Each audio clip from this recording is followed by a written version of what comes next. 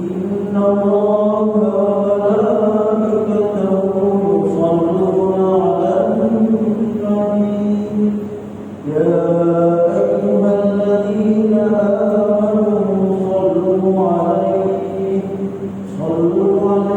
وسلموا تسليما اللهم صل على محمد اللهم صل على سيدنا محمد اللهم صل على سيدنا ونبينا وحبيبنا وشفيعنا وربنا ومولانا محمد. السلام عليكم ورحمة الله وبركاته.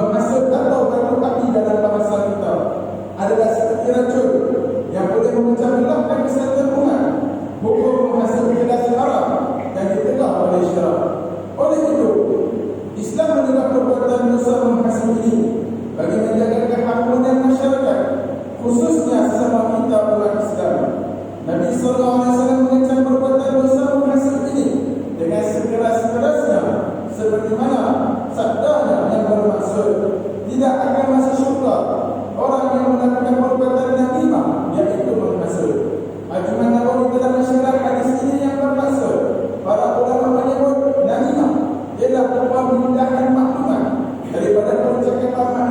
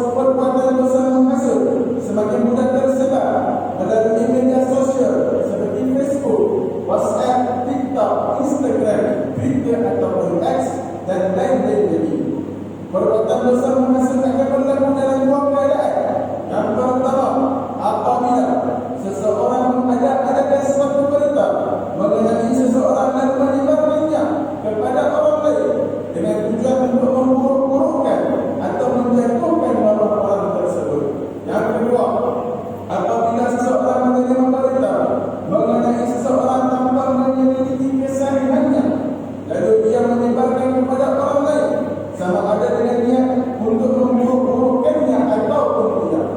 Dalam kedua keadaan inilah perbuatan dosa menghasil itu berlaku, dan ia dilihat berleluasa sekali dalam masyarakat kita pada hari ini, terutamanya di dalam media sosial.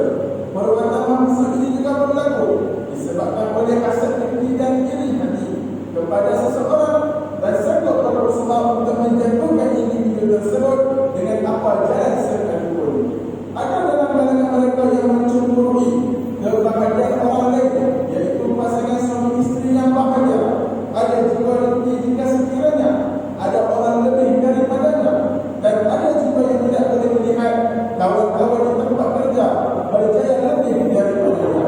Ada juga yang suka menghasut kerana mempunyai niat yang berkehendak kepada sesuatu yang bernilai, seperti meraih sesuatu jabatan penting, menguasai perniagaan, politik dan lain-lain. Sidang jemaah yang dimulakan, balasan dari sisi Allah Subhanahu wa taala terhadap orang-orang yang suka melakukan perbuatan dosa menghasut amat geli dan menakutkan.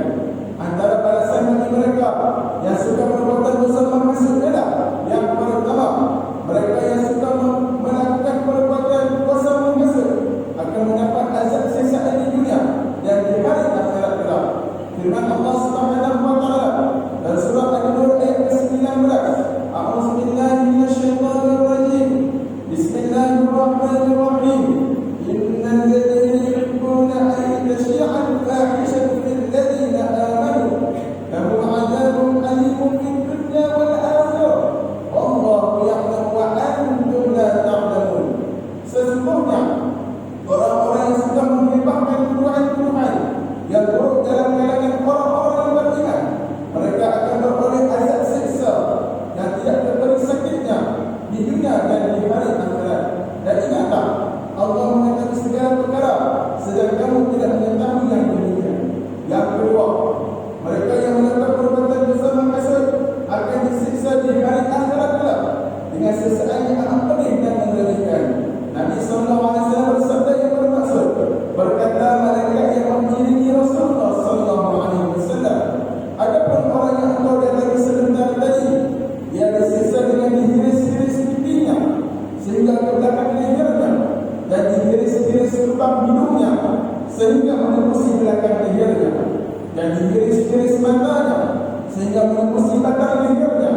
Ini kerana kerjanya sejak dari waktu pagi dari rumahnya menyebarkan pembohongan sehingga seluruh ufuk penjurunya. Sedang umat ini kasih sekalian. Yang ketiga, mereka yang suka menghasut atau memperlagakkan manusia sehingga individu atau masyarakat bermusuhan dan berpecah belah, maka mereka akan mendapat azab siksaan di dalam kubur atau di alam barzakh. Seperti mana Nabi SAW bersabda yang bermaksud kedua-duanya sedang diazab di dalam kubur.